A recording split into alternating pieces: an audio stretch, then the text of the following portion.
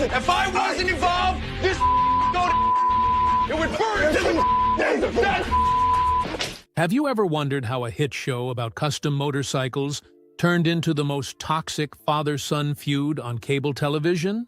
In this video, we follow Paul Jr.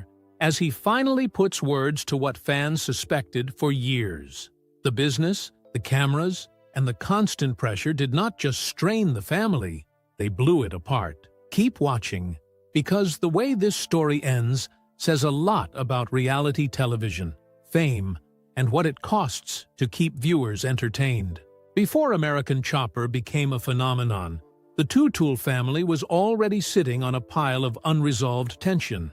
The shop was small, the work was constant, and every project carried stress that never fully let up. Paul Sr. saw the world in direct lines: show up early, work long, finish the job. Paul Jr. worked differently. He was creative, visual, and driven by design, not routine. Even before the cameras appeared, Sr. snapped at him for being late, for drifting off track, for paying more attention to artistic detail than daily discipline. Jr. rolled his eyes, pushed back, and insisted the creative side mattered more than the old-school grind. None of this was fake. Before there was fame, there were already daily arguments over responsibilities, timelines, and respect. Their early builds were solid, and the shop was growing, but the arguments were constant. Sr. shouted, Jr. ignored him, and the crew walked on eggshells while trying to finish jobs without getting pulled into the crossfire. The growing business did not ease the tension. It hardened it. When Discovery Channel showed up, they saw everything within hours. They did not create the dynamic. They stepped into it. Sr. snapped at everyone. Jr. challenged him on design choices. Tools slammed on the benches.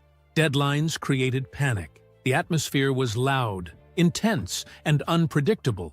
Producers recognized immediately that the conflict itself was part of the appeal. The bikes were interesting, but the fights were impossible to look away from. Once filming began, the existing problems intensified. Sr. treated every delay like a personal insult. Jr. treated every demand like another attempt to control him. Anything small could turn into a shouting match, because both men carried years of resentment into every conversation. The family relationship had fractures long before television, but the cameras captured them and locked both men into their patterns with no escape. Early episodes gave viewers a preview of what was coming. Fans saw Sr. blame Jr. for being late or unfocused, while Jr. snapped back with irritation. What viewers did not see was how often this dynamic continued after the cameras shut down. There was no break from it. There was no reset. The tension was part of their daily lives. It built and built until it was only a matter of time before everything collapsed. By the time the show became popular, the cracks were not cracks anymore. They were open wounds, and the pressure of fame, deadlines, and constant scrutiny pushed the Teutul family into a direction they could no longer pull back from. The shop that launched their success was also the place where their relationship began to fall apart piece by piece. And as the cameras kept rolling, the intensity only escalated, because now their fights were not private anymore. They were broadcast to the world. Once the show took off, the shop transformed overnight. Instead of just building bikes, they were building episodes. Sr. saw the cameras as validation of his leadership. Jr. saw them as proof that his designs were the reason the show had spark. Neither man adapted to the pressure. They intensified under it. Deadlines were no longer just deadlines. They were storylines. Every delay was amplified. Every disagreement became potential footage. When Jr. walked in late, Sr. erupted. When Sr. criticized a design, Jr. shut down and pushed back harder. The crew learned quickly that anything could set off a confrontation. It could be a missed measurement, a creative disagreement, a scheduling issue, or simply the wrong tone at the wrong time. Fans began choosing sides almost immediately. People called Sr. controlling and obsessive. Others said Jr. was arrogant and unreliable. Every episode fueled arguments among viewers, which only encouraged producers to highlight every moment of tension. If Sr. slammed a door, it made the final cut. If Jr. cursed under his breath, it made the preview. The show stopped being a documentary about custom bikes. It became a chronicle of an unraveling family. As the seasons went on, even simple builds spiraled into conflict. Jr. wanted unique shapes, sculptural concepts, and statement pieces. Sr. wanted clean, traditional builds that reflected the old-school ethos he built his business on. The difference in philosophy became a constant source of hostility. Jr. believed Sr. resented his creativity. Sr. believed Jr. resented authority. Their arguments grew louder and more frequent. What used to be irritation became outright hostility. Sr. complained that Jr. did not respect the shop. Jr. complained that Sr. did not respect him. And with cameras capturing every second, neither could walk away without it becoming public. Behind the scenes, crew members were exhausted. They tried to maintain the workflow while working around fights that paused production for hours. Even casual conversations carried tension. Everyone felt like they were stuck in the middle of a battle that never had a winner. The network loved the numbers. Ratings climbed. Viewers could not look away. Every meltdown became part of the show's identity. The yelling, the slammed doors, the in-your-face confrontations, they became the primary attraction. And once the show realized conflict was its strongest element, it leaned heavily into it. The Teutels were trapped. They were working, arguing, and trying to complete builds while being filmed non-stop. The buildup of unresolved issues and the pressure of constant attention made every conflict sharper. The family dynamic was deteriorating in real time, and everyone could see it. But as bad as things were, no one expected the moment when everything finally snapped. What happened next marked the beginning of the end for the original shop. The 2008 blow-up was not surprising to anyone inside the shop. It was only surprising to viewers who thought the earlier fights were as bad as it could get. Tension had been rising for months. Sr. was angrier than ever. Jr. was pushing back harder than ever. And one argument finally escalated beyond anything either of them could walk away from. It began with another confrontation over lateness. Sr. was already boiling before Jr. even walked through the door. As soon as he arrived, Sr. shouted at him across the shop. Jr. argued back immediately. The volume rose fast. Words were sharper. The insults hit deeper. Within moments, Sr. snapped. He picked up a stool, hurled it across the shop, and kept shouting. The crew froze. No one said a word. The cameras kept rolling. This time, there was no cooling off. Sr. was done. He fired his son on the spot. Not privately, not after a meeting. He fired him in front of the cameras, the crew, and the audience that would watch it happen months later. Jr. walked out, furious and shaken, knowing the break was real this time. It was not just another loud argument. It was the end of their working relationship. What followed was immediate fallout. Jr. was locked out of the shop. His access was revoked. His role was erased. The work he had been leading was handed off to others. Bikes he had designed were finished without him. For the first time since the early days of OCC, he was not part of the workflow at all. He also had a non-compete clause that prevented him from doing what he loved most, building bikes. He could not start a competing company. He could not design for other shops. He had to sit still and wait out the terms while watching his father run the business without him. On screen, the firing looked dramatic. Off-screen, it was devastating. Crew members said the shop felt different instantly. The energy dropped. The tension did not disappear. It just became quieter. Sr. tried to move forward as if nothing had changed, but everyone knew the shop had lost its creative core.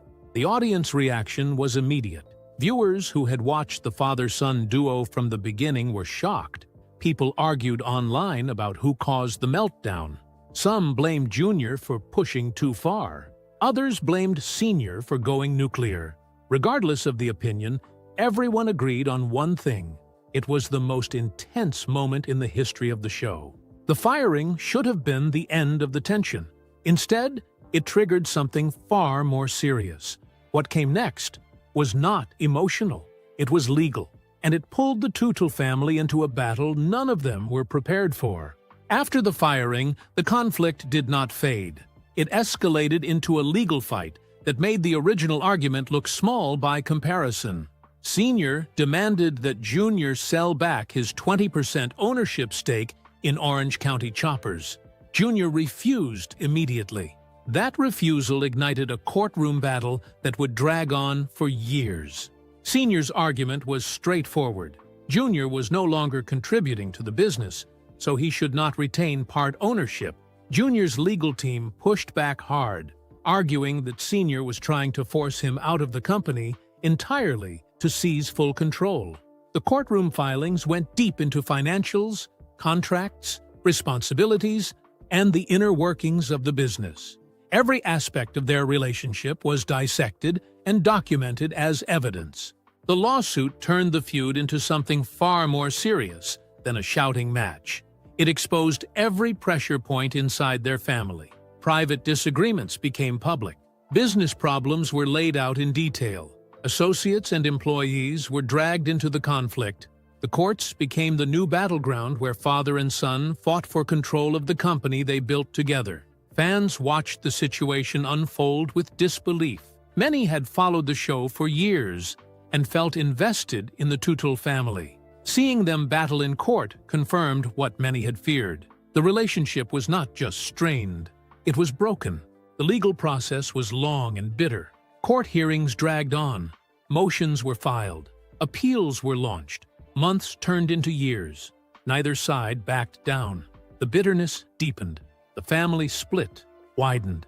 Mikey tried to stay neutral, but the tension wore him down until he stepped back entirely from the show and from the conflict. When the court ultimately ruled in Jr.'s favor, it surprised viewers who thought Sr. had the upper hand.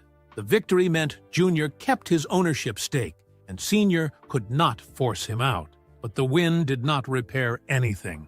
It only cemented how far the feud had gone. The lawsuit proved something the show had hinted at for years.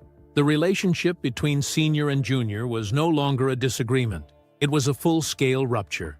And once the legal battle was over, the next phase of the feud began in front of the cameras in a new form the network knew would generate massive attention.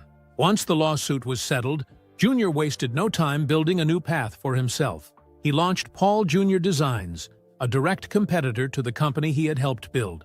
He brought back Vinny, who had left OCC years earlier. Fans saw that reunion as a clear message. Jr. was not trying to rebuild the past. He was starting something that belonged entirely to him. Discovery capitalized on the divide with a new series that showcased both shops working separately. The tension between them shaped the entire show. Jr. focused on custom creations that highlighted his design skills. Sr. tried to maintain the original OCC identity, but viewers noticed the difference immediately. Jr.'s builds carried the style that had made the early seasons popular. Sr.'s shop felt more rigid and traditional. The show followed both shops in parallel. Every new project became an indirect comparison. Every deadline became a competition. Every comment made by one side was interpreted as a jab at the other.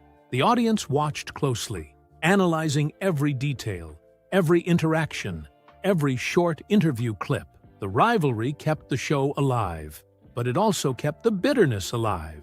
Inside OCC, the atmosphere shifted. Without Jr., the creative direction changed. Without Vinny, the dynamic changed. Without Mikey, the show lost some of its levity. Sr. tried to fill the gaps, but the strain was visible. The shop ran, but the energy was different. The foundation that once held the family together was gone. At Jr.'s shop, the environment was more stable. Without the constant confrontations, projects moved smoothly. Jr. focused on delivering strong designs to prove that his success did not depend on OCC. He wanted to show he could thrive without the conflicts that had dominated his life for years. The rivalry became the centerpiece of the series, but there was an underlying reality. The feud was exhausting everyone involved. The tension that kept fans watching drained the people living it. Even the storylines built around competitions and design challenges could not hide the emotional fatigue. As the years passed, it became clear that the feud had gone as far as it could. Both men had spent years fighting, competing, and proving themselves, but neither emerged with the relationship they once had. The conflict had changed everything permanently. What came next was unexpected. After years of hostility, the two agreed to one final collaboration. It was not a reconciliation. It was a symbolic end to the era that defined their lives. When Paul Sr. and Paul Jr. agreed to work together one last time, fans hoped it meant a reconciliation. Instead, it served as a conclusion. Both men approached the project with caution. There was no shouting, no explosive arguments, no attempt to relive the past. It was mechanical, polite, and distant. During the build, Sr. made an admission that caught viewers off guard. He said working with his son had damaged their relationship beyond repair, and he did not want to repeat the past. For a man who rarely acknowledged fault, it was a significant statement. It confirmed what fans had suspected for years, that the constant confrontation had eroded their bond until nothing healthy remained. Junior's reflections offered even more clarity. He explained that the old shop had become an environment where he could not breathe. He confirmed that the anger, pressure, and non-stop conflict had worn him down over the years. He said plainly that building bikes with his father had taken a toll that lingered long after he walked away. This was the moment the audience finally understood the full picture. The feud was not a show gimmick. It was not exaggerated for ratings. It was real. It was damaging. It was the core reason the Teutul family fractured. After the special aired, the two men went their separate ways permanently. Sr. moved the brand to Florida and rebuilt OCC around tourism and merchandise. Jr. focused on design projects and branched into other creative ventures. They maintained distance because distance was the only thing that kept the peace. The confession was the final answer to years of speculation. Paul Jr. admitted he could not work with his father without sacrificing his well-being. He admitted the environment was destructive. He admitted the feud was not a storyline. It was their life, and it left a mark that would not fade. The story of American Chopper ended not with reconciliation, but with acknowledgement. The world loved the drama. The family lived the consequences. And the person who confirmed everything fans always believed was the one who spent the most years trying to survive it. When the cameras finally stopped rolling, the Teutuls were left facing the reality the show never fixed. There was no dramatic reunion, no emotional wrap-up, and no moment where the family found common ground again. The years of shouting, lawsuits, and competing shops left them separated in a way that felt permanent. Sr. kept building the OCC brand, relocating to Florida, and focusing on merchandise, events, and the museum setup. The business continued, but without the original crew or the chaotic energy that once defined the shop. Sr. rarely addressed the past directly, and whenever he did, it was clear the subject still carried tension. Jr. built a quieter, calmer environment at Paul Jr. Designs. Without constant confrontation, he stayed focused on design work and steady project flow. He made it clear that the biggest change in his life was the absence of stress. For him, leaving OCC was not just a career decision.